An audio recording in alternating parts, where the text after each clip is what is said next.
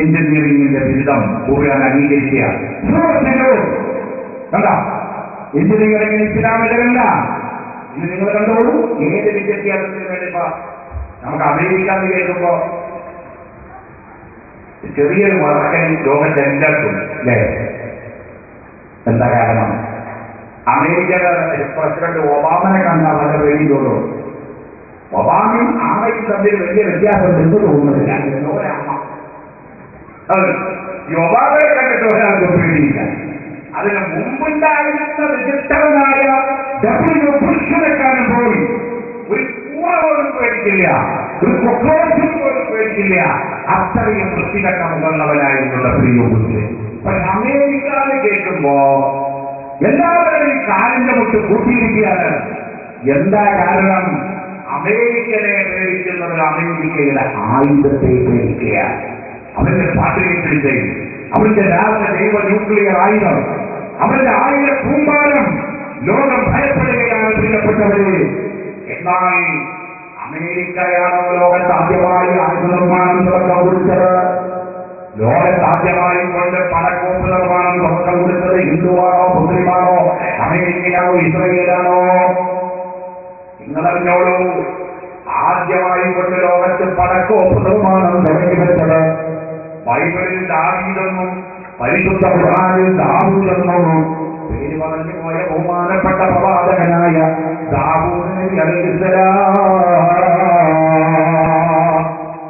എന്നാൽ മെഡിക്കൽ സയൻസിനും അതുപോലെ തന്നെ എഞ്ചിനീയറിംഗിനും അല്ലാഹു തആല ഖുർആനിൽ സൂറത്തിനെ പേര് വെച്ചപ്പോ ആയുധം കണ്ടുപിടിച്ച രവിരേന്ദ്രന്റെ സൂറത്ത് ദാവൂദ് എന്ന് പറഞ്ഞത് സൂറത്തല്ല കൊണ്ടുവരാനത്. ആ ചോദ്യം വളരെ പ്രസക്തമാണ് പ്രിയപ്പെട്ടവര്. അതിനുള്ള മറുപടിയും വളരെയേറെ പ്രസക്തമാണ്.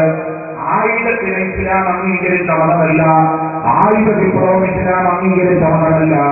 അതുകൊണ്ടാണല്ലോ പടയുദ്ധത്തിന് പുറപ്പെട്ട സ്വഭാവത്തിന്റെ കയ്യില് 6 7 പാലുകളോ 5 6 കുന്തങ്ങളോ 4 3 കുതിരകൾ തന്നെ ഉണ്ടായിരുന്നുള്ളൂ.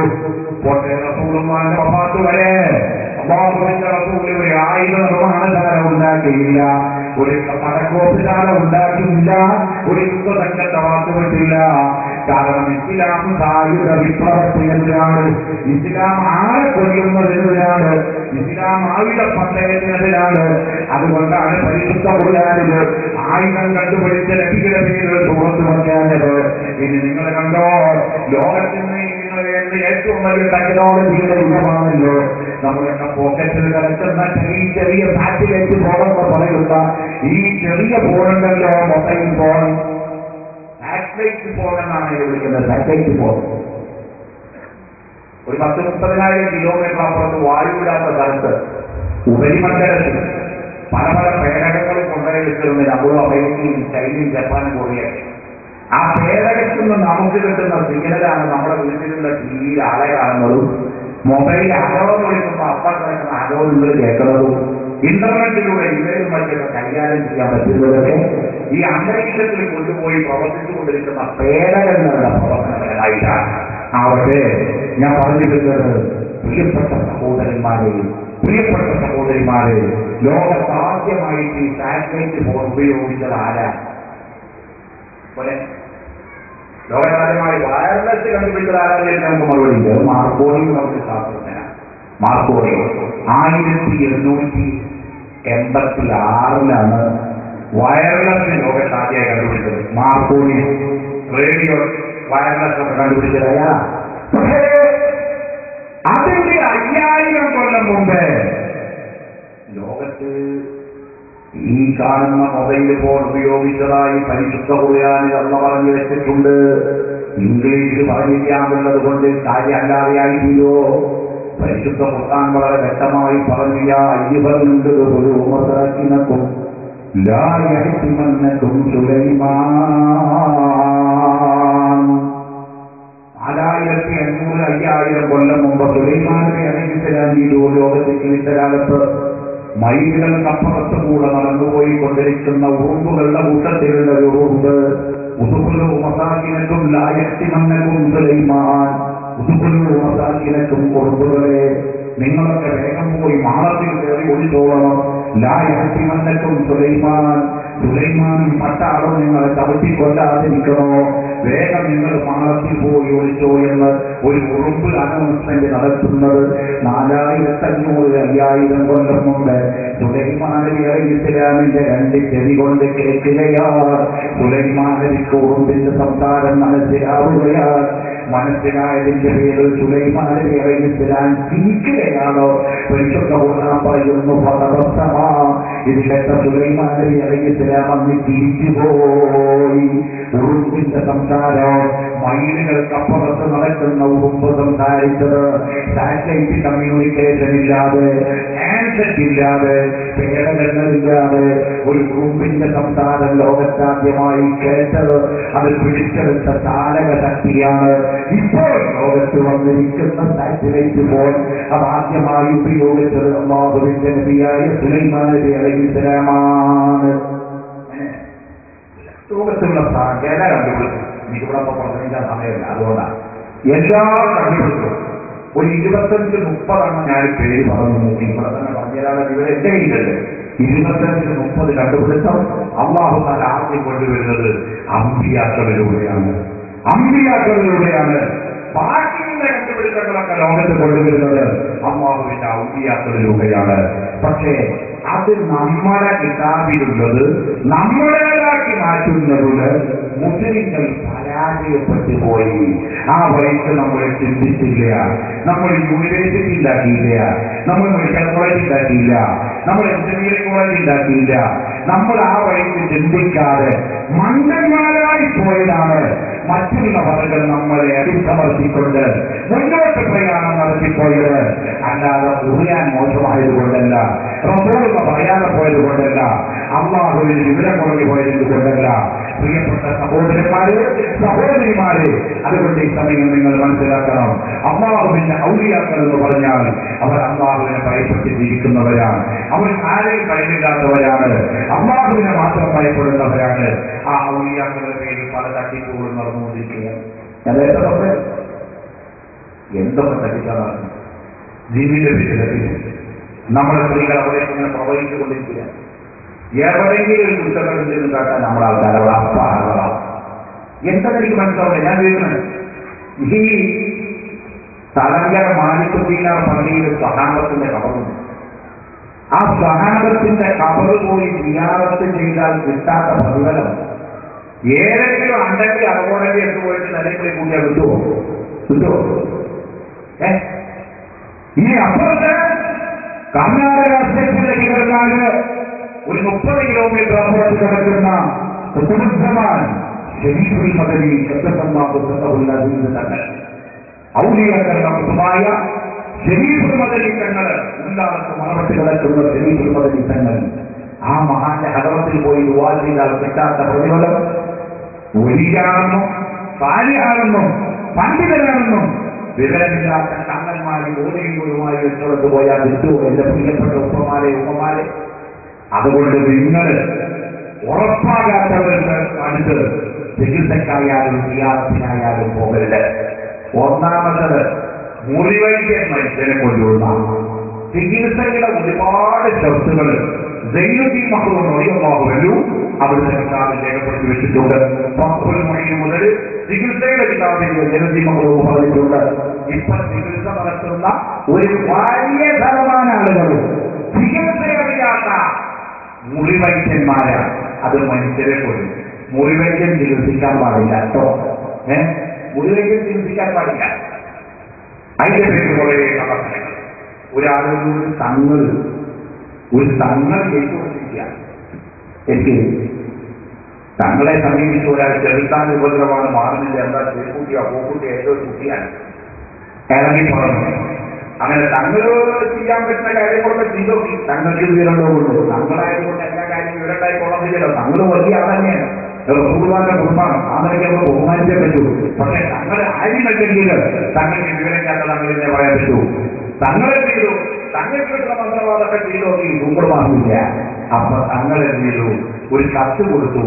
അതെ, ഇനി ഇത് ഒരു മുസ്ലിയാരും കാണിക്കരുത്, ഇനി ഇസ്ലാമിൽ ഇതിന് പ്രതിഫലില്ല. അതുകൊണ്ട് നിങ്ങൾ അടുത്ത അമ്പലത്തിൽ പോയിക്കൊണ്ട് പൂജ നടത്തിക്കൊണ്ട് ഈ ശൈത്താന്റെ ശല്യം ഒഴിവാക്കപ്പെടേണ്ടതാണ്. പ്രിയപ്പെട്ട സഹോദരന്മാരെ, നമ്മൾ അമ്പലത്തിനെതിരല്ല, ചർച്ചിനെതിരല്ല, ഹിന്ദുവിനെതിരല്ല, ക്രിസ്തുവിനെതിരല്ല, ക്രിസ്ത്യാനിക്കെതിരല്ല. ലോകാസമസ്ത സുഖിനോ ഭവന്തു. ലോകത്തിലുള്ള സംഘമനുസരിക്കും സുഖമുണ്ടാവട്ടെ. ഇന്ദ്രമിത്രം വരും ഹിനോപനിഷത്തും കഥോപനിഷത്തിനും നമ്മളെതിരല്ല, ബൈബിളിനെതിരല്ല.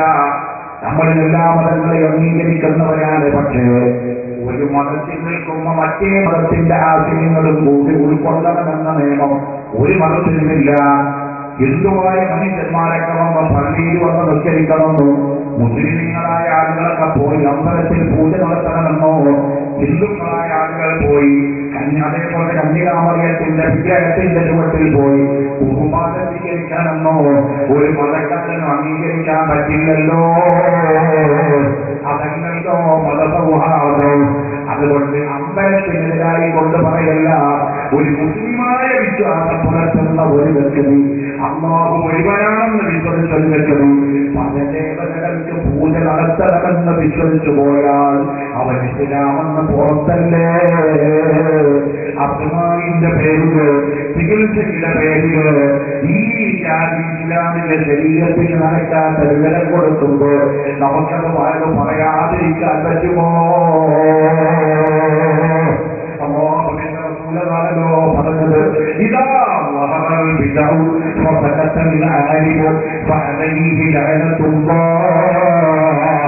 ലോകത്തിൽ വിധിനത്തുകൾ നടമാടുന്ന സമയത്ത് അത് പ്രസംഗിച്ചു പോയാൽ വേദനയുണ്ടാകും, വിഷമമുണ്ടാകും എന്നതിന്റെ പേരിൽ ഒരു പണ്ഡിതൻ മൗനം പാലിച്ചാൽ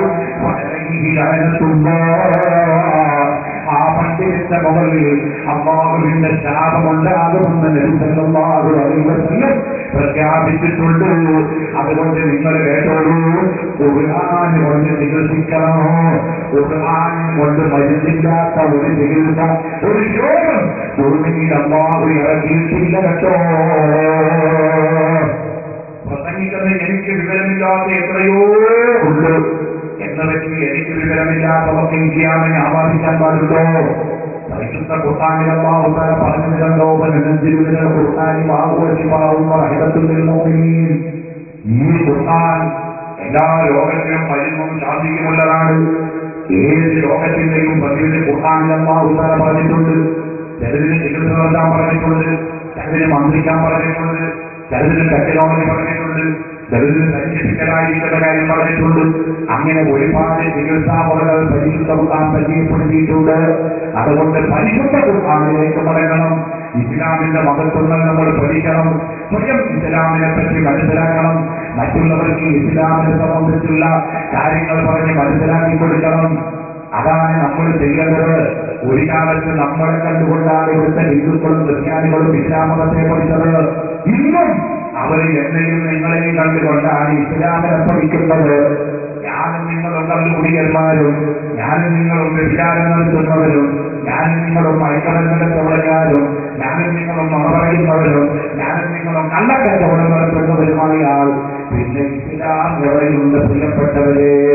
അതുകൊണ്ട് നമ്മൾ ഓരോരുത്തരും മാതൃകാപരമായി ജീവിതം നയിക്കുന്നവരാകണം. അതാണ് തീവ്രവാദത്തിനും ഭീകരവാദത്തിനും എതിരെയുള്ള ഏറ്റവും വലിയ നിർദ്ദേശം. നിങ്ങൾ കണ്ടോ,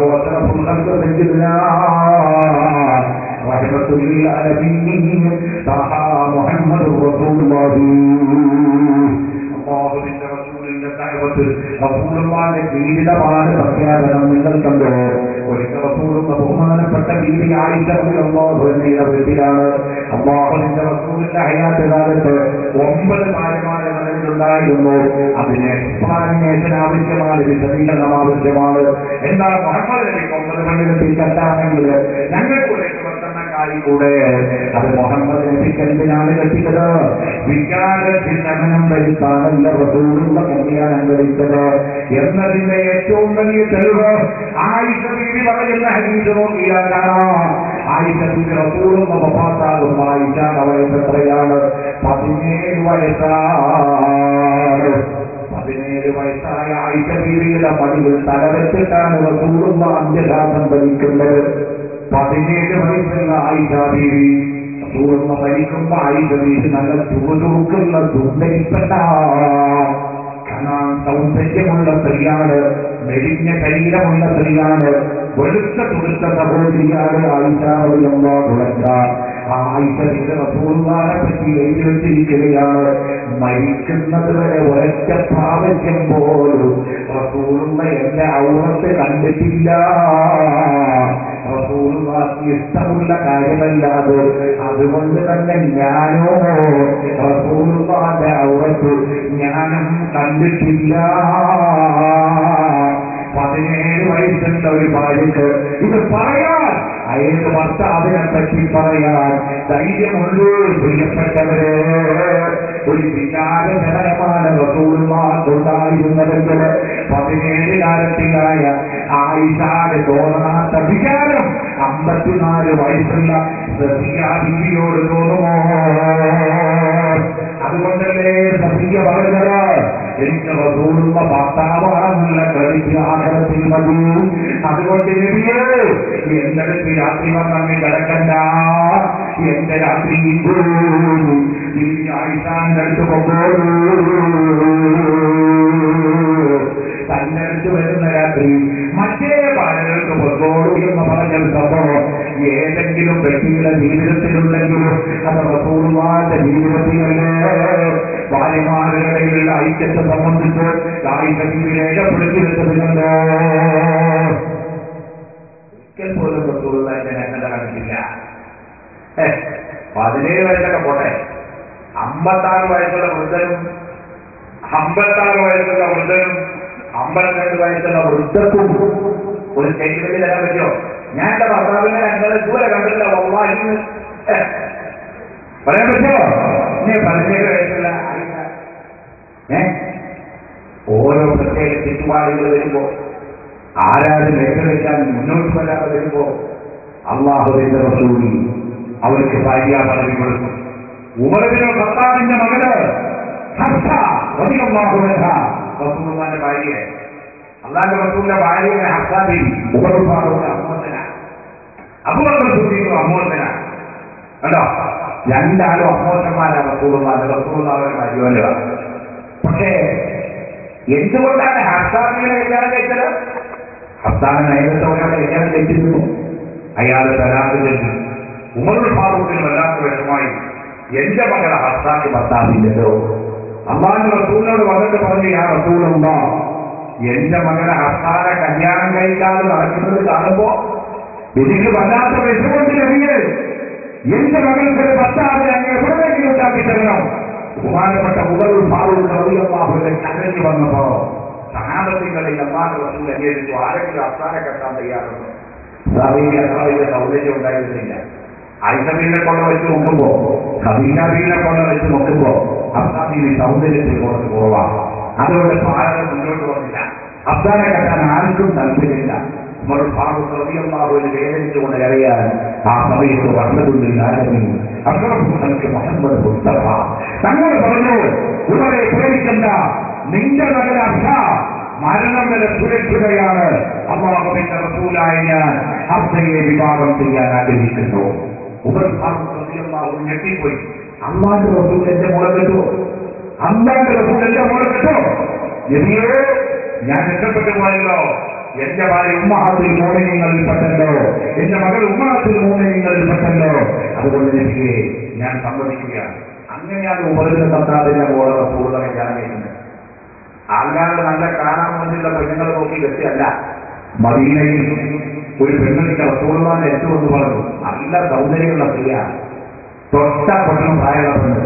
ആ പെണ്ണ് വന്നിട്ട് പറഞ്ഞു, യാ റസൂലല്ലാഹ്, ഞാൻ നിങ്ങളെ പ്രേമിക്കുന്നു നബിയേ.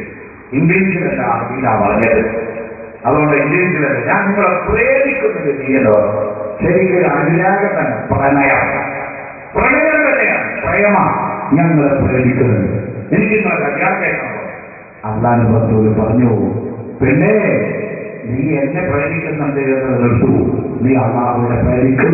നിന്നെ കല്യാണം കഴിക്കാൻ സാധ്യമല്ല. അല്ലാഹുവിന്റെ അനുമതി ഇല്ലതല്ലാതെ ഈ പ്രവാചകൻ ചെയ്യില്ല. നിനക്ക് പോകാം, ആഗ്രഹത്തിൽ നിനക്ക് തന്നെ ഞാൻ ശഫാഅത്ത് പറയാം.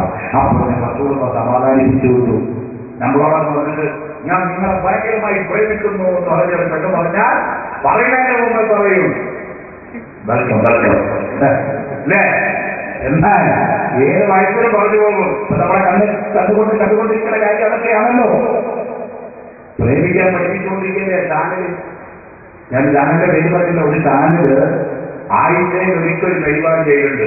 സ്റ്റുഡൻസ് ഓൺലി, വിദ്യാർത്ഥികൾക്ക് മാത്രം. ഞാൻ അതിലേക്ക് പഠിപ്പിച്ചു കൊടുക്കണം. എന്താ? പ്രണയം ഇല്ലാത്ത ഒരു മനുഷ്യന്മാരല്ല. അതുകൊണ്ട് എല്ലാവരും പ്രണയിക്കണം. ചെറുപ്പക്കാരായ കുട്ടികളൊക്കെ ചെറുപ്പക്കാരികളായ കുട്ടികളെ പ്രേമിക്കണമെന്നാണ്. ഈ അവതാരണം നടത്തുന്ന ചാനലുകാരന്റെ മകനെ പോയിട്ട് ഒരുത്തം പോയി പ്രേമിച്ച എന്തായിരിക്കും അവസ്ഥ? സുഹൃത്തുക്കള്, നാട്ടിന് സകല വ്യതിയാനവും സകല അധാർമികതയും രാജ്യത്ത് നീതികൾ വളർത്തിക്കൊണ്ടിരിക്കുകയാണ്. അത് നിയന്ത്രിക്കപ്പെടേണ്ടതാണ്. കൊലപാതകം, കുറ്റം, ലൈംഗികവർഗത്തെ ഉണ്ടാക്കുന്ന ടി വി കണ്ടിട്ടാണ്. ടി വിക്കെതിരേക്ക് പറയില്ല, ഞങ്ങൾ മീഡിയക്കെതിരൊന്നല്ല. ഞങ്ങൾ പുരോഗമനത്തിനല്ല. ടി വി ആവാം. ഇത് കുപ്പിയിൽ കണ്ടുവച്ചാൽ കുപ്പി മോശ, കള്ളു മോശ. ടി വിയുടെ മാത്രമേ അങ്ങനെയുള്ളൂ. ടി വി കൂടെ നല്ലത് പറഞ്ഞാൽ ഒക്കെ നല്ലത്. രാത്രി പത്രം അങ്ങനെ ശേഷപ്പെട്ട ടി വി കാണാൻ പറ്റില്ല. ചെറുപ്പക്കാരിക്കറിയാം, രാത്രി 10 മണിക്ക് ശേഷപ്പെട്ട ടി വി ഓണാക്കുന്ന മകനില്ലെങ്കിൽ വാസിക്കോളാം.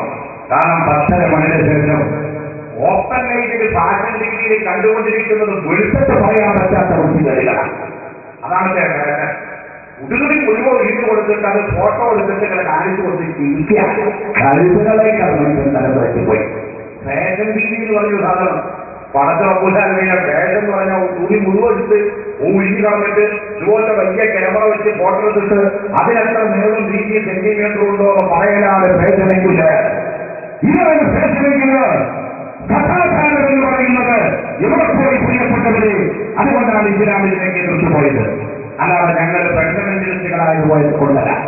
നിങ്ങൾ മലപ്പുറം ജില്ലയിൽ ഇടിമുഴിക്കൽ എന്ന് പറഞ്ഞൊരു സ്ഥലത്ത് ഒരു ബേഞ്ച് കവട്ട് വന്നു. ബേഞ്ച് കൊള്ള 560 പുറമെ നേരം വിട്ടപ്പറ്റില്ല.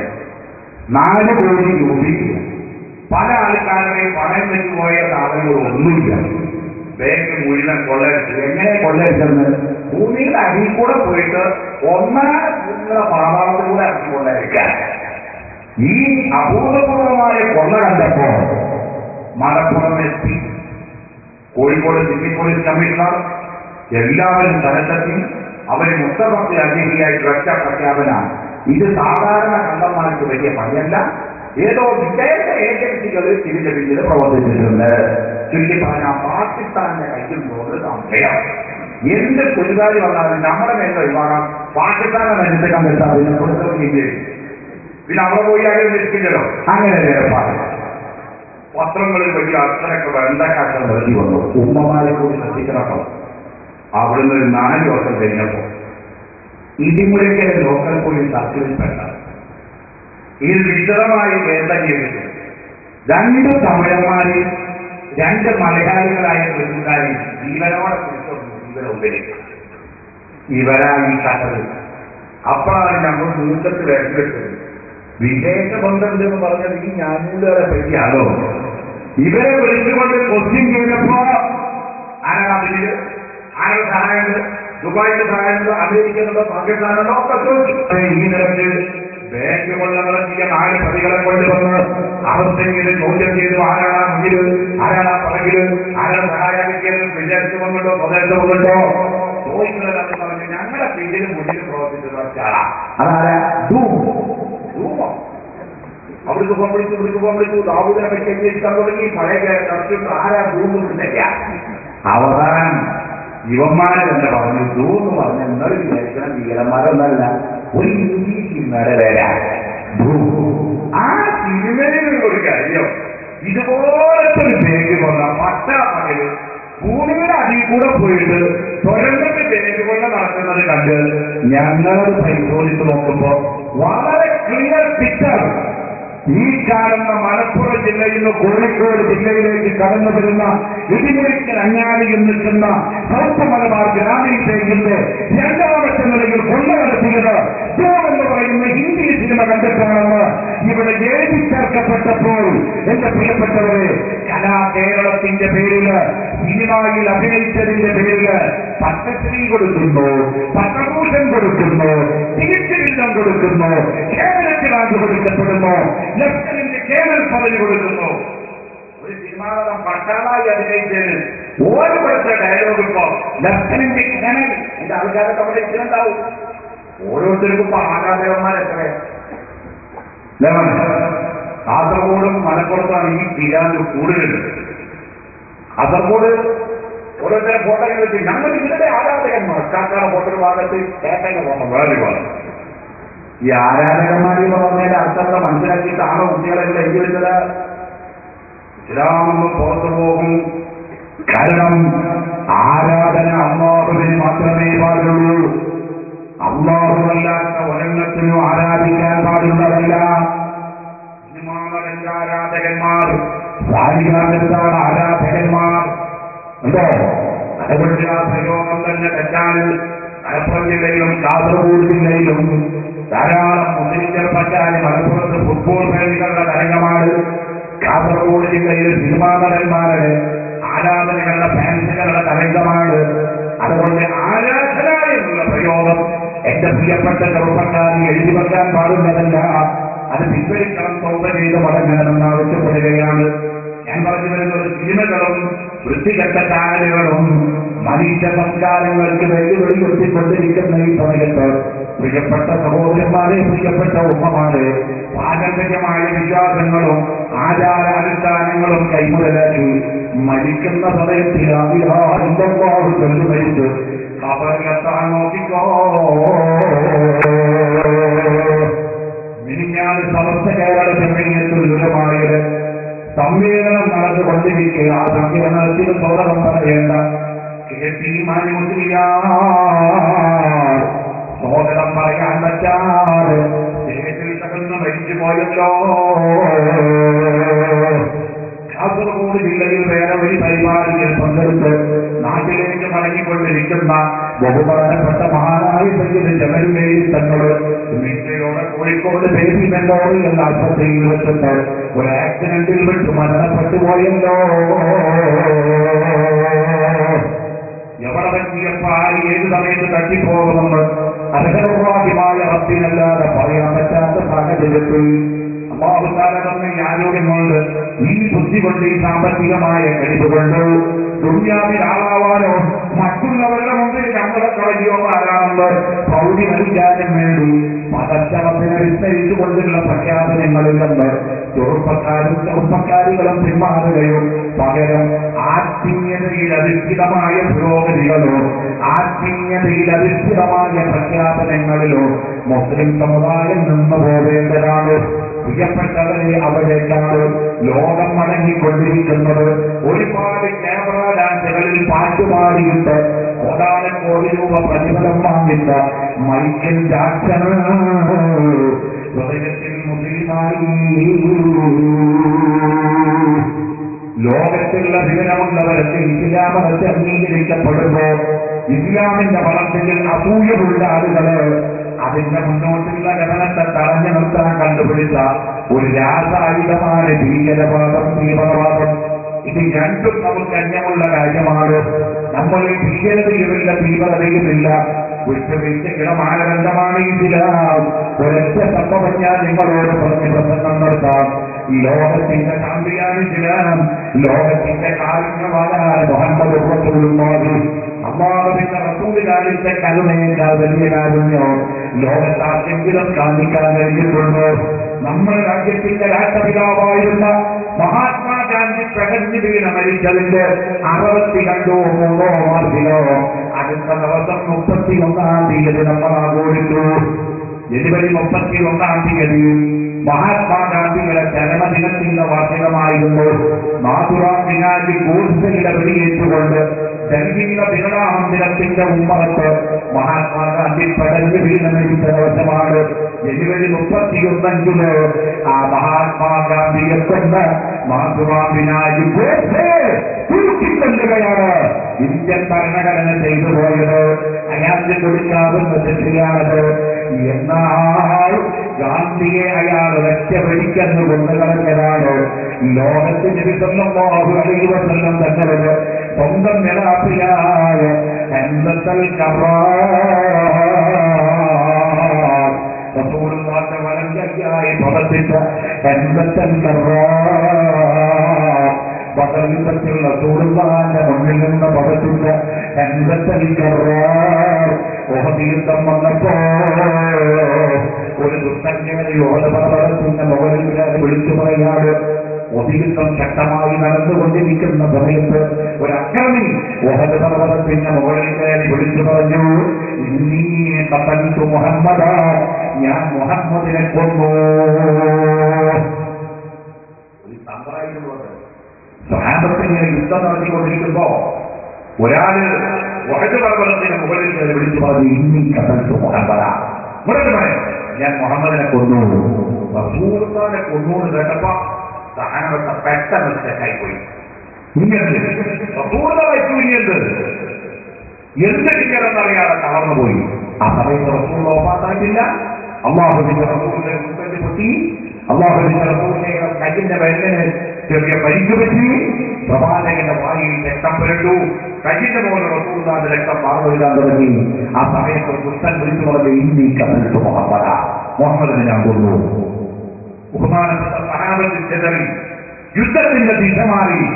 ആ സമയത്ത് അന്ന് ഇസ്ലാമിന്റെ എതിരാളിയായിരുന്നു ഖാലിദ് ബിൻ വലീദ് റളിയല്ലാഹു അൻഹു. പിന്നീട് മുസ്ലിമായി. ഉഹദ് യുദ്ധം നടക്കുമ്പോൾ റസൂലുള്ളാഹിന്റെ ഓപ്പോസിറ്റിലായിരുന്നു ഖാലിദ് ഉണ്ടായിരുന്നത്. യുദ്ധ തന്ത്രജ്ഞനാ ഖാലിദ്, നിപുണനാ ഖാലിദ്, ധൈര്യവാനാ ഖാലിദ്. ഉഹദ് യുദ്ധത്തിൽ മുസ്ലിങ്ങൾ പരാജയപ്പെടുത്തിയതിന് ഖാലിദ് ബിൻ വലീദിന്റെ ബുദ്ധിയാണ്. എന്റെ പ്രിയപ്പെട്ടവരെ, ആ ഖാലിദ് ബിൻ വലീദ് തന്ത്രം ആയിക്കൊണ്ട് ഉടൻ തന്നെ ശത്രുക്കളെ സമാഹരിച്ചുകൊണ്ട് പർവ്വതത്തിന്റെ മറുഭാഗത്തിലൂടെ വന്ന് ബാക്കിയുള്ള മുസ്ലിമീങ്ങളെ തിരിച്ചുകൊള്ളുകയാണ്.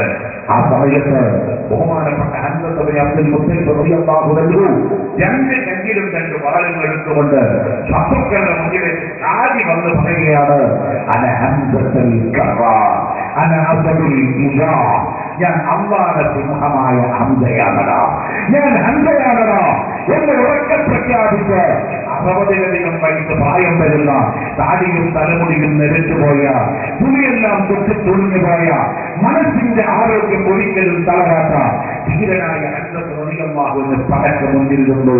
9 വരുന്ന ശത്രുക്കളെ സെക്കൻഡ് കൊണ്ടതാ തല കൊയ്തെടുത്തു. ആ അടവുകൾ പിഴക്കാതെ മുന്നോട്ട് പോയിക്കൊണ്ടിരിക്കുമ്പോ മറുപക്ഷത്ത് നിൽക്കുന്ന ഹിന്ദു പക്ഷിയോട് പറഞ്ഞു, ഹംസയെ തക്കം കിട്ടുന്ന സമയത്ത് കൊന്നാൽ, ഹംസയെ കൊലപ്പെടുത്തിയിട്ട് നീ എന്റെ അടുത്ത് വന്നാൽ അടിമയായ നിന്റെ കൂടെ മുതലാളിയായ ഞാൻ കിടപ്പറ പങ്കുവെക്കും. മാത്രമല്ല നീ ചോദിക്കുന്ന എന്ത് പ്രതിഫലവും തരാൻ തയ്യാറാണ്. ഹംസയുടെ ചോറ് എനിക്കെടുത്ത് എന്റെ തലമുടിക്ക് ചായം പുരട്ടണോ? പക്ഷി തക്കം പാർത്തിരിച്ചിരിക്കുകയാണ്. യജമാനത്തിയോടുകൂടെ ഒന്ന് ജയിക്കാൻ, യജമാനത്തിയുടെ സമ്മാനം വാങ്ങിക്കാൻ തക്കം പാർത്തിരിക്കുന്ന സമയത്ത് പ്രപഞ്ചത്തിലൂടെ കടന്നു ചെന്ന് കാട്ടുമി എന്ന് പറയുന്ന ശക്തമായ ഒരായുധമെടുത്തുകൊണ്ട് പതിയെന്നുകൊണ്ട് ഹംസത്തിനെ അബ്ദുൽ മുത്തലിബ് റളിയല്ലാഹുവിന്റെ വലതുഭാഗം കൊണ്ട് എറിഞ്ഞു. കുത്തിത്തുളച്ച് കയറി ക്ഷണനേരം കൊണ്ട് ഉടവ് പർവ്വതത്തിൽ വീണു. റളിയല്ലാഹുവിന്റെ ശരീരത്തിൽ നിന്ന് ചോര ഇങ്ങനെ ഒഴുകിക്കൊണ്ടിരിക്കുകയാണ്. മരണം കഴിഞ്ഞു. 1 മണിക്കൂർ സമയമായി. ഹംസത്ത് ബിൻ അബ്ദുൽ മുത്തലിബിന്റെ ശരീരത്തിലേക്ക് അടുക്കാൻ ഹിന്ദിന് ധൈര്യമില്ല, വർഷിക്ക് ധൈര്യമില്ല. മരിച്ചാലും മരിക്കാത്ത ധീരനാണ് ഹംസ. ഹംസ മരിക്കാമെന്ന് വിളിച്ചു വിട്ടു. അതാ വർഷി പറയാണ്, അതോട് അടുക്കണ്ട, അങ്ങ് അകലെ പോയി ഒരു കുണ്ട കൊണ്ടുവരികയാണ്. ഹംസ മരിപ്പോയെന്ന് ഉറപ്പുവരുത്താൻ കുണ്ട കൊണ്ട് കുത്തി നോക്കി, അനങ്ങുന്നില്ല. മരിച്ചു എന്ന് ഉറപ്പുവരുത്തിയ സമയത്ത് എന്ത് നേരത്തെ കരുതി വെച്ചൊരു വലിയ കടാര, മൂർച്ചയ്ക്കുള്ള കടാര കൊണ്ടങ്ങ് കടന്നു ചെന്നു. കബറിനടിച്ച് കിടക്കുന്ന ഹംസത്തുബിൻ അബ്ദുൽ മുത്തലിബ് തങ്ങളെ മടത്തി കിടത്തി ഇരുത്തകമുറ്റയുള്ള കടാര പോസ്റ്റ്മേറ്റം നടത്തുന്ന അതേ ഫോറൻസിക് സർജനെ പോലെ ഇരുതകമുറ്റയുള്ള കടാര ഹംസത്തുബിൻ അബ്ദുൽ മുത്തലിബിന്റെ നെഞ്ചിലെന്ന് കുത്തി ഇറക്കിയിട്ട് കഷ്ടമായി എന്ത് കഷ്ടമാക്കിയെന്ന് നെഞ്ചി പുറത്തി വെച്ചിട്ട് അതൊന്ന് കരളിന്റെ ഇവരുടെ കൊടയെന്ന് വലിച്ചെടുത്തതാ പച്ചയായി കടിച്ച് കവച്ചരച്ച് ഉറച്ചിരുന്നു. ബാക്കി കരട് ഹംസത്തുൽ സർദാറിന്റെ കരടുവായിലെടുത്ത് ചവച്ച് കുത്തി ഹംസയുടെ കുടലെന്ന് വലിച്ചെടുത്ത് കഴുത്തിൽ മാലയിട്ടു. ഹംസത്തുൽ അബ്ദുൽ മുത്തലിബ് തങ്ങളുടെ രണ്ട് കൈകാലുകളും ഉണ്ണിപ്പുഞ്ചി പോലെ കുത്തി നോക്കി. വൈരാഗ്യം തീരാത്ത തന്നെ ഹംസത്തിന്റെ കരട ചവച്ചു മുറിച്ചു ദൂരെ കളഞ്ഞു. കണ്ണ് രണ്ടും ചൂട് കളഞ്ഞു. ഹംസത്തുൽ അബ്ദുൽ മുത്തലിബിന്റെ ജനനേന്ദ്രിയം വാളുകൊണ്ട് മുറിച്ചു കളഞ്ഞു. അകന്ന നഷ്ടപ്രതികാര ദുർജയായി അറിഞ്ഞു. ഹംസത്തുൽ അബ്ദുൽ മുത്തലിബ് തങ്ങളുടെ തലയിഞ്ഞ് മുറിച്ചെടുത്തു, കയ്യിൽ തൂക്കിപ്പിടിച്ചു. തന്റെ കയ്യിലുള്ള കടാര കൊണ്ട് ഹംസയുടെ തലയാൽ ചുരക്കുകയാണൊരു ചെറിയ കഷ്ടം പോലെ തുടർന്നിട്ട് അതിൻ്റെ അകത്തേക്ക് കയ്യിന്ന് കടത്തിയിട്ട് തലച്ചോറ് മുഴുവൻ വാങ്ങി പുറത്ത് കളഞ്ഞിട്ട് ഉറക്കെ വിളിച്ചു പറയാൻ മദീനക്കാരായ പെണ്ണുങ്ങളോട്, മദീനയുടെ താഴ്ഭാഗങ്ങളിൽ കണ്ട് കച്ചവടം നടത്തുന്ന പെണ്ണുങ്ങളുണ്ട് മദീനക്കാരികളോട്, ഇന്ന് വിളിച്ചു പറയാൻ മദീനക്കാരികളായ പെണ്ണുങ്ങളെ, ഒരു കുപ്പി മുന്തിരിയുടെ കണ്ടുകൊണ്ടുവാ. എന്തിനാ? എനിക്ക് ഹംസയുടെ തലച്ചോറിലൊന്ന് കണ്ടുപാർന്ന് വാരി കുടിക്കണമോ? പ്രേതവും ഭൂതവും രാക്ഷസനൊക്കെ ചെയ്യുന്നത് പോലെ ഹംസത്തുൽ അബ്ദുൽ മുത്തലിബിന്റെ തലച്ചോറിൽ കണ്ടുപാർന്ന് മാന്തി കുടിക്കണമെന്ന് മനുഷ്യസഹജമായ ഒരു പ്രഖ്യാപനത്തിന്റെ അപ്പുറം ഒരു പ്രഖ്യാപനം വിളിച്ചു പറഞ്ഞപ്പോ ആകാശത്തൊന്ന് കടന്നലുകൾ കൂട്ടത്തോടെ ഇളകി വരികയും വിത്തിനെ കുത്തുകയും ആ തലയോട്ടി അവിടെ വലിച്ചെറിഞ്ഞുകൊണ്ട് വിത്ത് ഗുഹകൾ പർവ്വതത്തുന്ന കീബോർഡ് ഇറങ്ങി വരികയും ചെയ്ത പുതിയമായ കഠിനമായ രംഗം ലോകദേശത്തിൽ നിന്നും മായാതെ തളം കെട്ടി വെക്കുകയാണ്. ആ ഹംസത്തുൽ അബ്ദുൽ മുത്തലിബ് തങ്ങളുടെ ജനാസ കബറടക്കാൻ കൊണ്ടുവന്നപ്പോ റസൂലുള്ളാഹിന്റെ സഹാബത്ത് തുളസി കൂട്ടി വെച്ചപ്പോ പല ഭാഗങ്ങളും യോജിപ്പിക്കാൻ കഴിയുന്നില്ല. പല അവയവങ്ങളും പകുതിയേ ഉള്ളൂ, പൂർത്തീകരിക്കാൻ കഴിയുന്നില്ല. എന്നാൽ പൂർത്തീകരിക്കാൻ കഴിയാത്ത അവയവങ്ങളൊന്ന് കബറിൽ വെക്കണമെങ്കിലും കഫം ചെയ്യണ്ടേ, അതിന് കഫം തുണി വേണ്ടേ? ശരീരായ ഹംസത്തുൽ അബ്ദുൽ മുത്തലിബിനെ കഫം തുണി നോക്കുമ്പോ തലമറച്ചാൽ കാൽഭാഗം മറയാത്ത, കാൽഭാഗം മറിച്ചാൽ തലഭാഗം മറയാത്ത ഒരു അപൂർണമായ കഫം സംഘടിപ്പിച്ചപ്പോ സഹാബത്ത് എന്ത് ചെയ്യുമെന്ന് വിഷണ്ണരായിരിക്കുമ്പോൾ അല്ലാഹുവിന്റെ റസൂൽ പറഞ്ഞു, ഉഹദ് പർവ്വതത്തിൽ കാണുന്ന ഉണക്കപ്പിഞ്ഞ് പറിച്ചുകൊണ്ട് വന്ന് ബാക്കി ഭാഗം അതാ കഫം ചെയ്യാൻ കൽപ്പിച്ചു.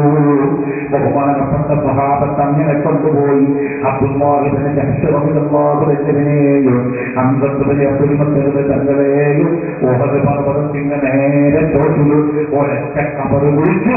രണ്ടാളെയും ഒരു കബറിൽ കബറടക്കി. ആദ്യം അന്ന് ഹംസത്തുൽ അബ്ദുൽ മുത്തലിബിനെയും അബ്ദുല്ലാഹി ഇബ്നു ജഹ്ശ് തങ്ങളെയും ഒരൊറ്റ കബറിലാണ് കബറടക്കിയത് തുല്യപ്പെട്ടവരെ.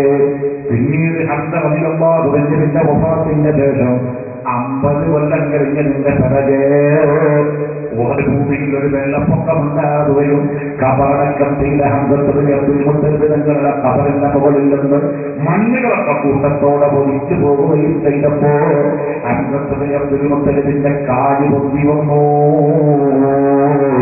ബഹുമാനപ്പെട്ട സഹാബത്തുൽ കിറാം റളിയല്ലാഹു അൻഹും ചെന്ന് നോക്കുമ്പോൾ കബറിന്റെ അടിഭാഗത്തേക്ക് മണ്ണിറങ്ങിയിട്ട് ഹംസ റളിയല്ലാഹു അൻഹുവിനെ കഫൻ ചെയ്ത പോലെ 50 കൊല്ലം മുമ്പ് ഏത് രൂപത്തിലാണോ കഫൻ ചെയ്തത് അതേപോലെ ഒരു കേടുപാടും കൂടാതെ ഹംസ റളിയല്ലാഹു അൻഹുവിന്റെ ശരീരം പൊന്തി വന്നിരിക്കുകയാൽ ബഹുമാനപ്പെട്ട സഹാബത്ത് അവിടുന്ന് എടുത്തുകൊണ്ടുപോയി സപ്രൈസ് മറ്റൊരു കബർ ഒഴിച്ച് മുത്തലിബിന് കബറടക്കി.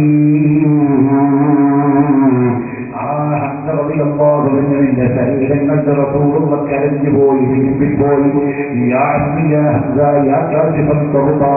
എന്ന റസൂലുള്ള വിളിച്ചു പറഞ്ഞ കരണകടകഠോരമായ ആ രംഗം അല്ലാഹുവിന്റെ റസൂലിന്റെ മനസ്സിലുണ്ട്. മരിച്ചിട്ട് 1 or 2 കൊല്ലം കഴിയുന്നതിന്റെ ഉള്ളില് അല്ലാഹുവിന്റെ റസൂലിന്റെ എളാപ്പാനെ ഇഷ്ടമായി കൊന്ന പെണ്ണുണ്ടല്ലോ ഹിന്ദ്, അബൂ സുഫിയാന്റെ ഭാര്യ ഹിന്ദ്, അവരുടെ അടിമയുണ്ടല്ലോ വഹ്ശി, രണ്ടാമതും കൂടി വരുന്ന മദീനയിലേക്ക് റസൂലില്ല. അതിനും വലിയൊരു ഭീകരവാദി ഉണ്ടോ പോലെ? നമുക്ക് ബുഷിനോട് ദേഷ്യമുണ്ട്, അതുപോലെ ചില കാപാലികന്മാരോട് ദേഷ്യമുണ്ട്. മനുഷ്യത്വത്തിൽ നിരക്കാത്ത ഏർപ്പാട് ചെയ്തുകൊണ്ട് അവരോട് നമുക്കുള്ള ദേഷ്യമുണ്ട്. എന്നാൽ അള്ളാഹുവിനെ ഇത്ര മൃഗീയമായി കൊലപ്പെടുത്തിയ പോലെ ബുഷോ പാർട്ടിയോ ഒരു നീചമായ കൊല നടത്തിയില്ല. ഒന്നിട്ടുണ്ട്, നശിപ്പിച്ചിട്ടുണ്ട്. വ്യക്തി വിരോധത്തിന്റെ പേരിൽ ഇത്ര വലിയ വിരോധപ്പെടുത്തില്ല.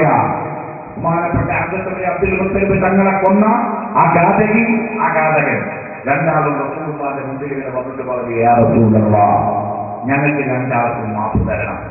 അബദ്ധം പറ്റിപ്പോയി നബിയേ, ഞങ്ങൾക്ക് മാപ്പ്. സഹാബത്ത് വീഴ്ച നിൽക്കുക പറഞ്ഞോനെ. അള്ളാഹിന്റെ റസൂലിന്റെ എളാപ്പ, ഇസ്ലാമിന്റെ കാവൽപ്പടൻ, ഇസ്ലാമിന്റെ എല്ലാമായ അബ്ദുൽ മുത്തലിബിനെ കൊന്ന ഇവർക്ക് മാപ്പോ? ശാസ്ത്രമാക്കണം.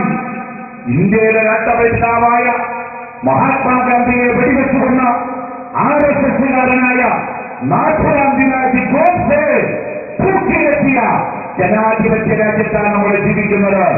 ലോകത്തിന്റെ നേതാവ് റഹ്മത്തുല്ലാഹി കാരുണ്യത്തിന്റെ കടൽ, മനുഷ്യ സ്നേഹത്തിന് ഏറ്റവും വലിയ വില കൽപ്പിച്ച കാരുണ്യവാൻ അല്ലാഹുവിന്റെ റസൂൽ പറഞ്ഞു,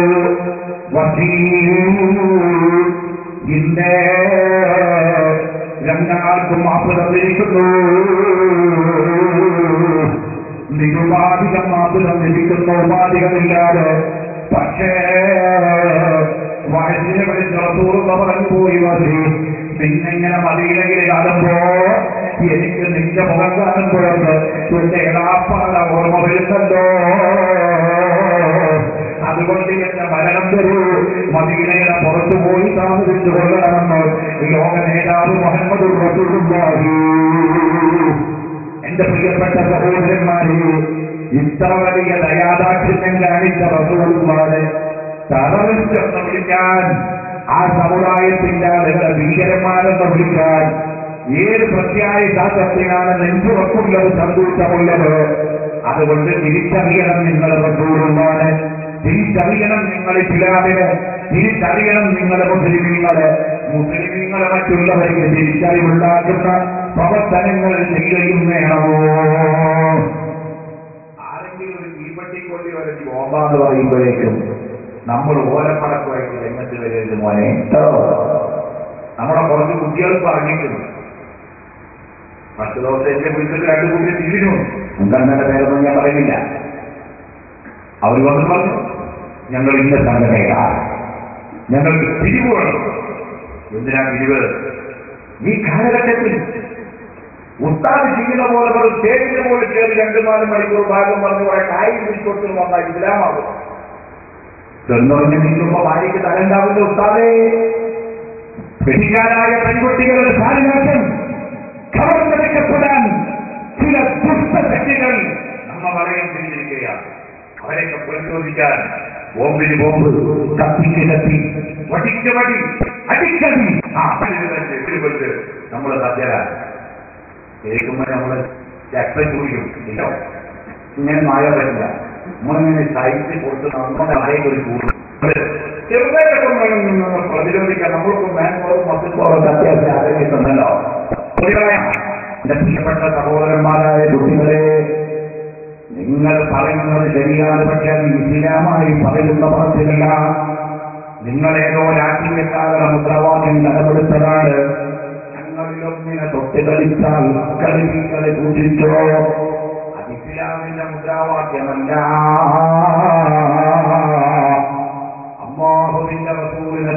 തെളിവളഞ്ഞ് കവിത രചിച്ച കഅബെന്ന് പറയുന്ന മക്കക്കാരനായ കഅബ്, റസൂലുള്ളാഹിനെ പറ്റി പച്ച തെളിവളഞ്ഞ് കവിത രചിച്ച കഅബ് അവസാനം നിക്കക്കല്ലില്ലാതെ മുസ്ലിമാവാൻ വേണ്ടി മദീനയിൽ വന്നു. നമ്മുടെ മുസ്ലിം സ്ത്രീകൾ ധരിക്കുന്ന ഒരു കറുത്ത പർവ്വ ധരിച്ചിട്ടാണ് മദീനത്ത് വന്നത്. കുതിരപ്പുറത്ത് വന്നിട്ട് അയാൾ റസൂലുള്ളാഹിനോട് ചോദിച്ചു, മുഹമ്മദ്, ഈ ലോകത്തിൽ നിനക്ക് ഏറ്റവും അധികം വെറുപ്പുള്ളത് ആരോടാണ്? നീ ലോകത്തിൽ ഇപ്പൊ ഏറ്റവും അധികം വെറുക്കുന്നത് ആരെയാണ് എന്ന് ചോദിച്ചപ്പോ റസൂലുള്ള മറുപടി പറഞ്ഞു, മക്കക്കാരനായ കഅബിനോട് തന്നെ. എനിക്ക് ഏറ്റവും അധികം വെറുപ്പ് മക്കക്കാരനായ കഅബ് ബിൻ സുഹൈർ എന്ന് പറയുന്ന മനുഷ്യനോടാണ് പറഞ്ഞു. കഅബ് ബിൻ സുഹൈറിനെ പറഞ്ഞു എനിക്ക് വന്നിട്ട് റസൂലുള്ളാഹിക്ക് നേരത്തെ വഴി കിട്ടി വരുന്നോ കഅബാണ്, ചോദിക്കാണ് കഅബാണ്. കഅബിന്റെ ചോദ്യത്തിനുള്ള മറുപടി, ഈ ലോകത്ത് ഇപ്പൊ ഏറ്റവും അധികം ഞാൻ ധരിക്കുന്നത് കഅബിനോടാണ്. കഅബിന്റെ തനക്ക് റസൂലുള്ള വില പറഞ്ഞിരിക്കുക. കഅബിന് ജീവനോടെ പിടിച്ചുകൊണ്ടെന്ന 12 പോലീസല്ലാവുന്നത്. അതൊക്കെ രാഷ്ട്രീയക്കാരുടെ ഞാനൂട് പ്രഖ്യാപന. വീരപ്പനെ കുടിക്കുന്നവർക്ക് ജയലളിത പറഞ്ഞു 4 കോടി, കർണാടക ഗവൺമെന്റ് പറഞ്ഞു 6 കോടി, അതൊക്കെ 4:10. വീരപ്പൻ പറഞ്ഞു എന്നെ കണ്ടിട്ടും കണ്ടില്ലാതെ പറഞ്ഞവർക്ക് 25 കോടി മറ്റത് അടിപ്പുറത്ത്. അപ്പൊ ഒരാളും ഒരു പ്രഖ്യാപനം നടത്തിയാല് അതിന് നേരെ കയറിക്കൊണ്ട് പ്രഖ്യാപനം നടത്താൻ ഇപ്പുറത്ത് ശക്തിയുണ്ട്. എന്നാൽ അല്ലാഹുവിന്റെ റസൂൽ നടത്തിയ പ്രഖ്യാപനത്തിന്റെ മുകളിൽ കയറിക്കൊണ്ട് ഒരു പ്രഖ്യാപനം നടത്താനുള്ള ശക്തി ഉലകത്തിലില്ലതാണ്, മക്കളയിലുമില്ല. എന്നാണ് റസൂൽ പറഞ്ഞ പതിക്കൻ കഅബിന്റെ തല മുറിച്ചു കൊണ്ടുവരുന്നവർക്ക് സ്വർഗം കൊടുക്കാമെന്ന് കാല റസൂലുള്ളാഹ്. ഒരു 10,000 കോടി രൂപ കൊടുത്താൽ സ്വർഗം കിട്ടോ? തരാമെന്ന് ഉറപ്പുരട്ടി വേണ്ടി തരാൻ കഴിവുള്ളവരുണ്ടോ ലോകത്ത്? 10,000 കോടി ഒന്നും വലിയ സംഖ്യകളോ? നിങ്ങൾ കണ്ടില്ല, റിലയൻസിന്റെ മുതലാളി കഴിഞ്ഞ 2008 നവംബർ മാസം 22-ാം തീയതി 12 മണിക്കൂർ നേരത്തേക്ക് ലോകത്തിലെ ഏറ്റവും വലിയ മുതലാളിയായി അയാളുടെ അക്കൗണ്ടിൽ കണക്കെത്രയായിരുന്നു? 25,000 കോടി ഡോളറാണ്. 25,000 കോടി ഡോളറുള്ള ലോകത്തിലെ നമ്പർ 1 മുതലാളിയായി, റിലയൻസിന്റെ മുതലാളിയായി മുകേഷ് അംബാനി ലോകത്തിലെ ഏറ്റവും വലിയ മുതലാളിയായി വരുമ്പോ 10,000 കോടിയോ 25,000 കോടിയോ ആഖിറത്തിൽ സ്വർഗം കിട്ടുമെന്ന് പറഞ്ഞാൽ മുതലാളിമാര് പണം കൊണ്ട് ഇറങ്ങി വരുന്നത് തിരക്ക് വാങ്ങാൻ.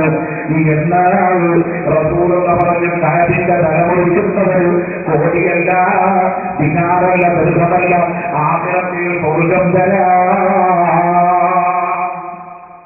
തോന്നി സ്വർഗം 2 സ്വർഗം 2 നിലക്കും സ്വർഗം. കഅബിനെ കൊല്ലാൻ വേണ്ടി പോകുമ്പോ കഅബുമായിട്ടൊന്ന് ഏറ്റുമുട്ടലുണ്ടായിട്ട് കഅബിന്റെ കൈകൊണ്ട് മരിച്ചാൽ കയ്യിലായി അപ്പോഴും നോക്കും. കഅബിന്റെ തലക്ക് പോകാൻ അപ്പോഴും ഒരു വെടിക്ക് 2 വഴി. ഏത് നിലക്ക് പോയാലും സ്വർഗം. സഹാബത്തിൽ വേണ്ട, അവർക്ക് ദുന്യാവിൽ വലിയ കാര്യമില്ല. ആഗ്രഹം ചിന്തിച്ചിരിക്കുന്ന ബഹുമ അവർക്ക് ദുന്യാവി ചെയ്യണ്ട. അവര് പോയി കഅബിന്റെ തലവടലേക്ക് കുടിക്കും. വിവരം കയറുന്നു.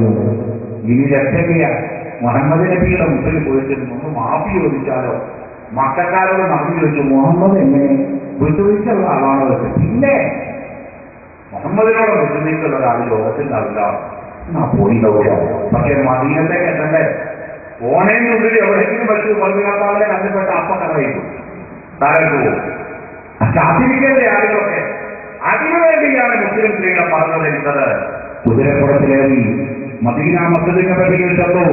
അല്ലാഹുവിന്റെ റസൂൽ 15,000-ഓളം വരുന്ന സഹാബത്തിന്റെ നടുക്കിരുന്ന് ക്ലാസ് എടുക്കുകയാണ്, വഴി പറഞ്ഞുകൊണ്ടിരിക്കുകയാണ്, ഇസ്ലാമിനെ നിയമം പഠിപ്പിച്ചുകൊണ്ടിരിക്കുകയാണ്. അപ്പോഴാണ് കുതിരപ്പുറത്ത് കയറി വീഴുക. എന്നിട്ട് വിളിച്ചു പോവുക, മുഹമ്മദ്, ഈ ഭൂമിയിൽ നിനക്ക് ഏറ്റവും അധികം ജയിച്ചുള്ളത് ആരോടാ? ആ വിളി കേട്ടപ്പോഴേ സഹാബത്തിന് മനസ്സിലായി വന്നിരിക്കുന്നവൻ കഅബാണ്. കാരണം അല്ലാഹു പോലും റസൂലുള്ളാഹിനെ മുഹമ്മദേ എന്ന് വിളിച്ചിട്ടില്ല. പരിശുദ്ധ ഖുർആനിലെ ഒരൊറ്റ സ്ഥലത്ത് പോലും എല്ലാ നബിമാരെയും അല്ലാഹു പേരെടുത്ത് വിളിച്ചു. യാ ഈസ, യാ മൂസ, യാ യഹ്യ, യാ സകരിയ, യാ ഇബ്രാഹിം. ചെങ്ങാതിയും വിശേഷിപ്പിച്ച് ഇബ്രാഹിമിനെ യാ ഇബ്രാഹിം വിളിച്ചിട്ടുണ്ടെന്ന. ഏ ഇബ്രാഹിമേ, ഏ മൂസ, ഏ ഈസ, സക്കരിയ, ദാവൂദ്, സുലൈമാൻ എന്ന് വിളിച്ചിട്ടുണ്ട്. പക്ഷെ ഖുർആനിൽ എവിടെയെങ്കിലും ഒരു സ്ഥലത്ത് യാ മുഹമ്മദ് ഇല്ല. വിളിക്കേണ്ട എത്ര സമയത്താണെന്ന് അറിയുന്നത് ഞാൻ തന്നെ കാണിച്ചാൽ محمد رسول الله والذين معه وشداء على الكفار رحماء بينهم تراهم ركعا سجدا يبتغون فضلا من الله. അവനെ വേണമെങ്കിൽ അള്ളാഹ് വേണമെങ്കിൽ വിളിക്കായിരുന്നു യാ മുഹമ്മദ് റസൂലുള്ളാഹ്, അള്ളാഹുവിന്റെ റസൂലായ മുഹമ്മദേ. യാ ഒഴിവാക്കി മുഹമ്മദ് റസൂലുള്ളാഹി, അല്ലാഹുവിന്റെ റസൂലായ മുഹമ്മദ് കണ്ടോ. ഇനിയും വിളിക്കേണ്ട എത്ര സമയം ഉണ്ടായിരുന്നു. അല്ലാഹുവിന്റെ റസൂല് വായു കെട്ടിക്കൊണ്ട് ജിബ്രീൽ അലൈഹിസ്സലാം എന്ന മലക്കിനെ കണ്ട് പ്രേമിച്ച് വളർത്തി ജമ്മിലൂണി എന്നെ പുറപ്പെട്ടു മൂന്ന് ഖദീജ, എനിക്ക് പനി വരുന്നു എന്ന് പറഞ്ഞിരുന്നപ്പോ ഖദീജ ബീവി റളിയല്ലാഹു അൻഹ വലിയൊരു പുറത്തു കൊണ്ടുപോയി റസൂലുള്ളാഹിനെ അങ്ങനെ മൂടിപ്പുറത്ത് കിടത്തിയപ്പോ മലക്കുൽ മുഖറബായ മലക്ക് ഇറങ്ങി വന്നിട്ട് റസൂലുള്ളാഹിനെ വിളിച്ച വിളിയാ ഖുർആൻ പറയുന്നത് യാ അയ്യുഹൽ മുസമ്മിലൂ, പുറപ്പെട്ട് മൂടിക്കിടക്കുന്നവരെ.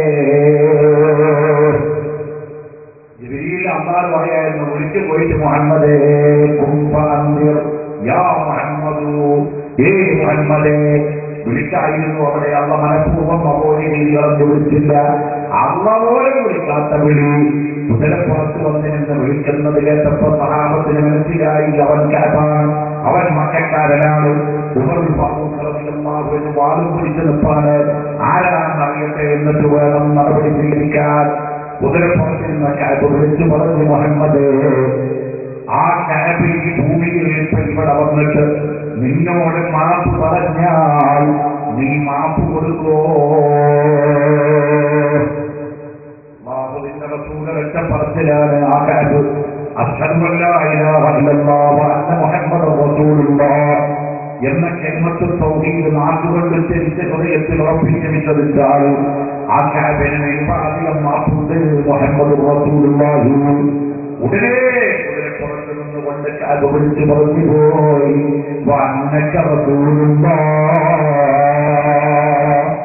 ഞാൻ ഉറപ്പിച്ചു അല്ലാഹുവിന്റെ റസൂല, അല്ലാഹു ഒരുവനാണ്. ഉമറുൽ ഫാറൂഖ് റളിയല്ലാഹു അൻഹു നോക്കി നിൽക്കുമ്പോ മൂടുപടം വന്ന് വലിച്ചിട്ടു കാബ്. എല്ലാവരും കാബിനെ കാണുകയാണ്. റസൂലുള്ള തലയ്ക്ക് വില പറഞ്ഞ കാബ്. ഉമറുൽ ഫാറൂഖ് പറഞ്ഞു നബിയെ, അവന്റെ തോപത്തായ കാട്ടത്തോടെയാണ് അംഗീകരിച്ചൂടാ, അവനെ കൊല്ലണം, എനിക്ക് അനുമതി തരണം.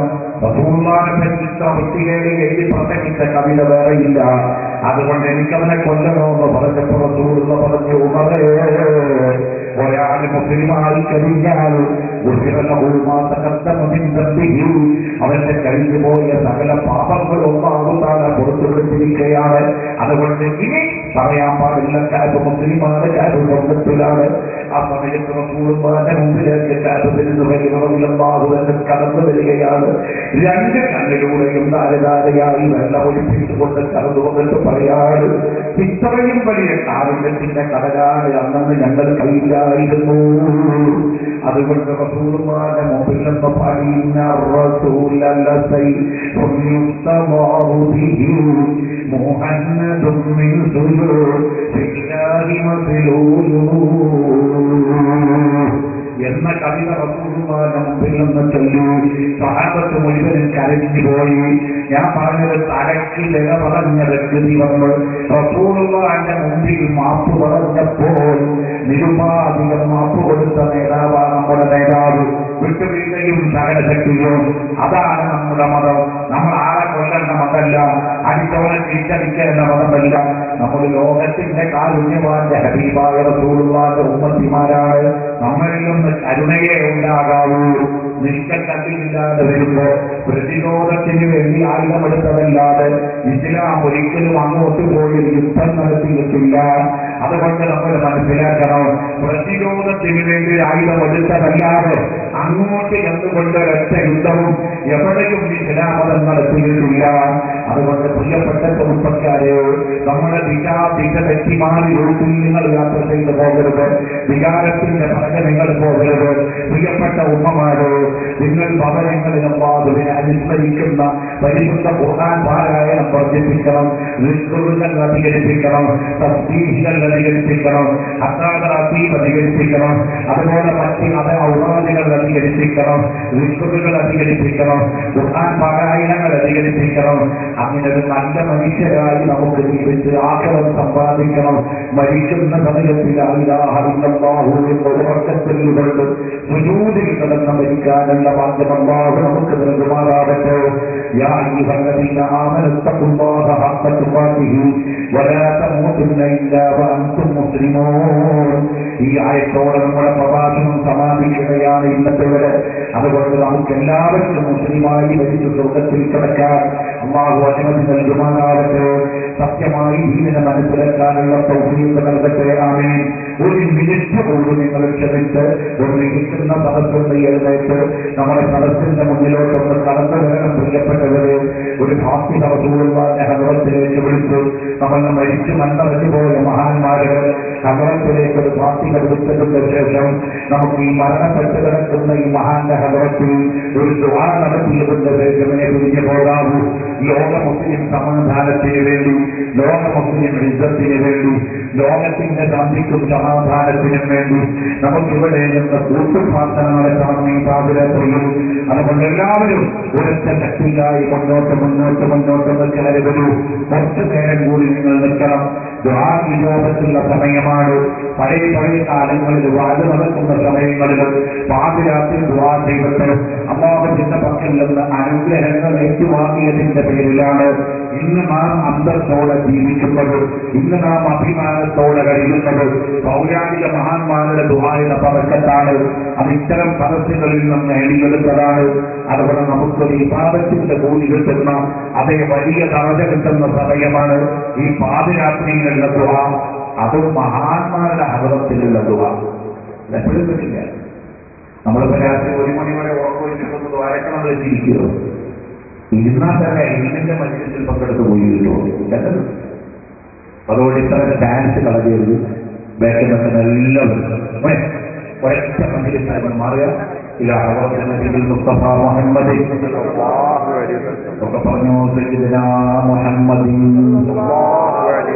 സല്ലല്ലാഹു അലൈഹി വസല്ലം. അല്ലാഹുമ്മ സമ്മ ഇലാ ഹദറത്തി അർവാഹി ഔലിയാഇല്ലാഹി തആല, ثم إلى حضرات أرواح أنبياء الله تعالى، ثم إلى حضرات أرواح من ماتوا منا، خصوصا إلى حضرة روح من دفن في هذا المقبرة خاصة، أجمعين. الفاتحة.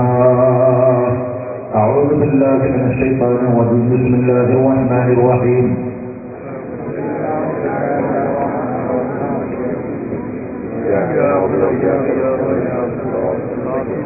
صراط الذين أنعمت عليهم غير المغضوب عليهم ولا الضالين. ആമീൻ. പ്രിയപ്പെട്ടവരെ, നമ്മുടെ ഈ മഹത്തായ പരിപാടി ദിവസങ്ങളോളം നിലനിൽക്കുന്ന മതപ്രഭാഷണം അത് നാളെയും മറ്റന്നാളൊക്കെ നടത്താൻ വേണ്ടി പോവുകയാണ്. അല്ലാഹു ഈ ഉറൂസിന്റെ ഒരുമിച്ച് കൂടെ ഇവിടെ നടക്കുന്ന സകല പ്രവർത്തനങ്ങളും അല്ലാഹു നിങ്ങൾക്ക് സ്വീകരിച്ച അമാലുകളിൽ ഉൾപ്പെടുത്തി തീരുമാനമാക്കുകയാണ്. ഇതൊക്കെ നമ്മളിവിടെ നടത്തുന്നത് സത്യമായ അല്ലാഹുവിന്റെ ദീനിന്റെ പ്രകടനത്തിന് നമ്മുടെ ദുനിയാവ് ആഗ്രഹവും നന്നായി യഥാർത്ഥ അന്തസ്സുള്ള മുസ്ലിമായി ഇവിടെ ജീവിച്ച് അന്തസ്സോടുകൂടെ മരിച്ച് ആഖിറത്തിൽ വിജയിച്ച പാലിഹ്യങ്ങളോടുകൂടെ ഉൾപ്പെടാനാണ് അല്ലാഹു അബൂബക്കർ നമ്മെ ആക്കട്ടെ. അത് അത്ര എളുപ്പമുള്ള കാലമല്ല ഈ കാലഘട്ടം. ഏത് നിലക്ക് ചിന്തിച്ച് പ്രവർത്തിച്ചു പോയാലും മഹാന്മാരുടെ പൊരുത്തും ഗുരുത്തും ചെയ്ത് പാത മാറിപ്പോകും. കേട്ടോ, നിങ്ങൾ വളരെയധികം ചിന്തിക്കേണ്ട കേസാണ്. നമ്മൾ വിചാരിച്ചു നമ്മൾ 5 വർഷം ഉച്ചരിക്കുമെന്ന് നോമ്പ് നോക്കില്ല പലതും നടത്തുന്നുണ്ട്.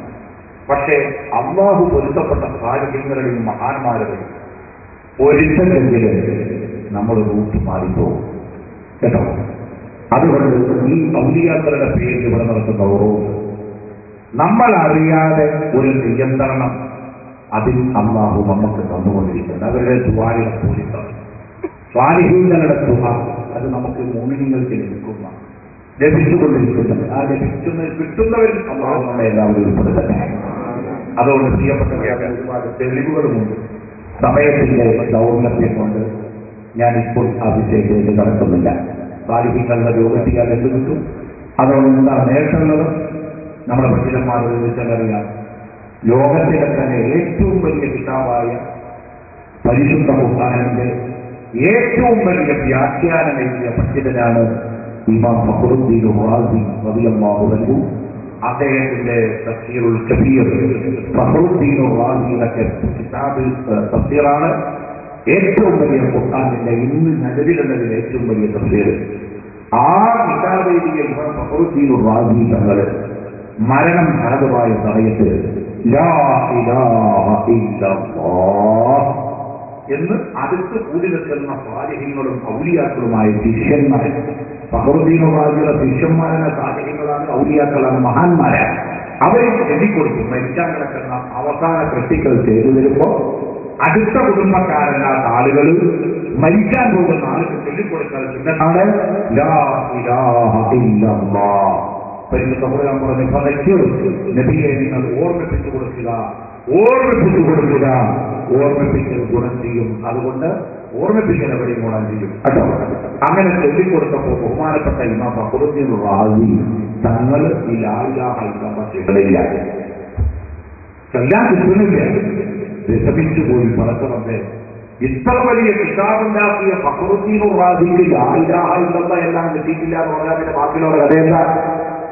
അങ്ങനെ മുരീദന്മാരും ശിഷ്യന്മാരും എല്ലാവരും വിഷമിച്ച് വിഷണ്ണരായി നിൽക്കുമ്പോ അവിടെ അത്ഭുതം സംഭവിച്ചു പോയതാണ്. എന്നെ പിടിച്ചവർ ഏതും പഠിക്കണ്ട, എന്നെ പിടിച്ചോർത്ത് ഞാൻ കാരലെന്നോവർ അരുണ്ടതിന്റെ മകാനീനതീട്ടു ആരാനുമുണ്ടെങ്കിൽ കൈനതെന്നോവർ എല്ലാം വളരെ ബഹുമാനപ്പെട്ട പറഞ്ഞില്ലോ. എന്നെ പിടിച്ചോർക്ക് ഞാൻ കാവലെന്നോവർ. മരിക്കാൻ കിടക്കുന്ന ഫഖറുദ്ദീൻ റാസി തങ്ങൾക്ക് ഷഹാദത്ത് കലിമത്തെല്ലാം പറ്റാതെ വന്നപ്പോ ആകാശത്തുനിന്ന് ഒരു മനുഷ്യൻ ഇറങ്ങി വരികയാണ്. തൂവള്ളവസ്ത്രധാരിയായ ആ മനുഷ്യൻ എത്രയോ പതിറ്റാണ്ടുകൾക്ക് മുമ്പ് മരണപ്പെട്ടു പോയൊരു സാലിഹായ മനുഷ്യനാണ്. അദ്ദേഹം ഫഖറുദ്ദീൻ റാസിയുടെ തൊട്ടടുത്ത് വന്നു നിന്നിട്ട് അങ്ങ് പറഞ്ഞു ലാ ഇലാഹ ഇല്ലല്ലാഹ്. അതുവരെ ചൊല്ലിക്കൊടുത്തിട്ടല്ലാത്ത ഇമാം റാസി തങ്ങൾ ചൊല്ലി ലാ ഇലാഹ ഇല്ലല്ലാഹ്.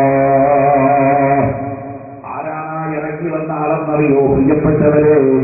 ബഹുമാനപ്പെട്ട ഫഖറുദ്ദീൻ റാസി തങ്ങൾ ഗ്രന്ഥരചന നടത്തുന്ന സമയത്ത്